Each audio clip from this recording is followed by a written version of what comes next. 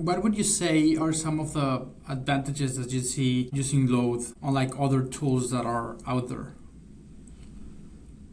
Well, I mean, like one simple advantage just as a small company is that, we don't have the onboard software skills to implement everything like this.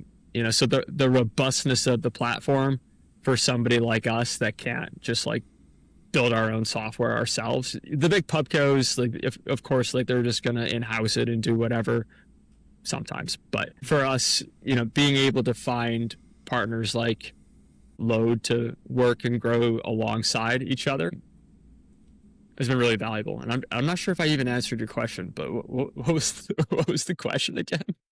Yeah, what do you think is some of the advantages that you get from Load Eh.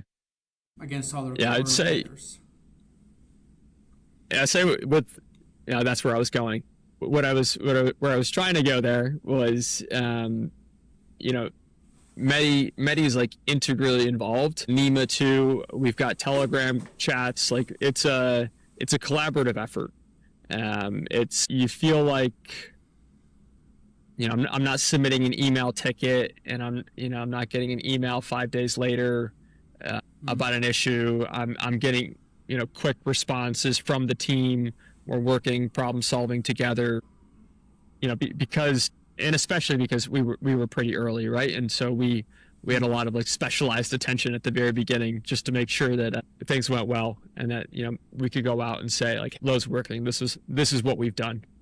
And Brad, at the beginning you mentioned that you understood like all the different pricing, the peaks that you can get, like all the energy that it can be just even a revenue stream. What are some of the specific things that you've been able to accomplish with that knowledge, but now using Load with the Rails and some of the features? How are you turning that into a profit? Yeah, I would say because we don't own a fixed price PPA, like where we secure our profit is just being a low cost operator. And like by low cost is like just being on when prices are very cheap and being off when it's expensive. What I really like about Load is the different level of like the nuance that you can really get into on the rails. Like I can set a break even rail at a certain time delay. I want it, if it's been sitting at my break even for 45 minutes, then it turns off. 20% above my break even, if it's been sitting there for 15 minutes, I'm off. And then if it goes maybe 50% over my break even, I'm instantly off. And then even maybe above that, I turn miners off via the PDUs to take down my power completely. And then on the flip side, we do the same thing. Within, say I'm 20% below my break even on power price, I maybe have a 20-minute, 30-minute delay. I'm not really missing out on that much revenue. I want to make sure it's not just a quick dip down and then going back up. But then if it drops to say $20 a megawatt hour, I know it's probably going to stay down there. So I want to just instantly turn them back on. So the find that you can do with the rails, it's more of an art, maybe not a science. It's kind of like I wake up and I see how it looks and see what I'm feeling and what change would have resulted in a better outcome. But it really does give you very, very granular control over when you're turning on and off. So I really enjoy that functionality of Rails. And how fast have you noticed it actually getting things done? Because we've heard that different tools have similar features, but in a way, the time that it actually takes Internet of Things to do what was commanded can make a big difference. Yeah, I've actually noticed they get better over time with Load, but things are the data processing is very quick now, and it's pretty much instant. So command goes through, I'm seeing that reflected within 30 seconds to a minute. But it's happening on site before it's reflected visually, but we audit our energy bills and make sure that there's no discrepancies and everything like that. And like we have one of the, from the provider that's helping us with that, we have one of the best performances. Okay. And did you already know about all the like energy programs, or were you able to just get those special benefits from using load?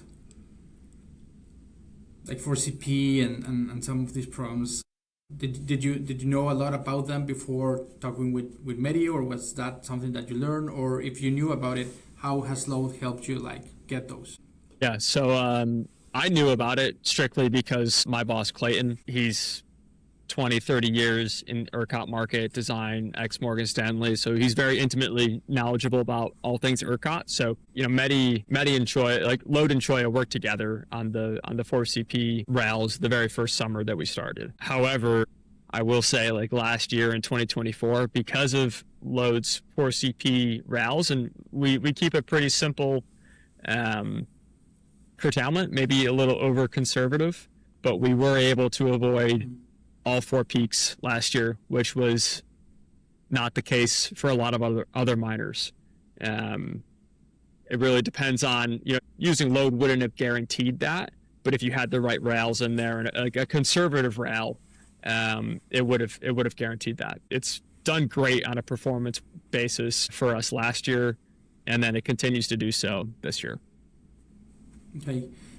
But just to finish this conversation, what would you say to someone that is looking for Bitcoin mining management tools, if they're like comparing 2 or 3 of the tools that are out there?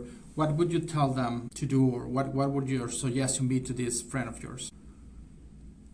I think, you know, my worldview of Bitcoin mining on grid is kind of small because we specialize in ERCOT. But truthfully, I think the flexibility that Load gives you on the rail side of things is unmatched. Like the ability to fine tune and granularly choose when and how long you want to wait to curtail and turn off and turn back on is a super valuable tool.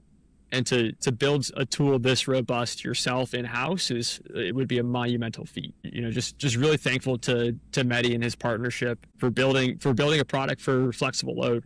And I think it's a super important product, right? Because we have more and more intermittent generation being put onto the grid via wind and solar. Regardless of your opinions on like the validity of wind and solar, like they are intermittent, right?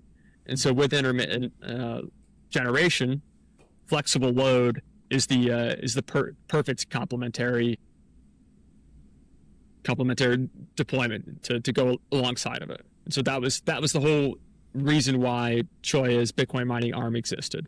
We saw a lot of wind already in West Texas. We saw more solar going there in the queue.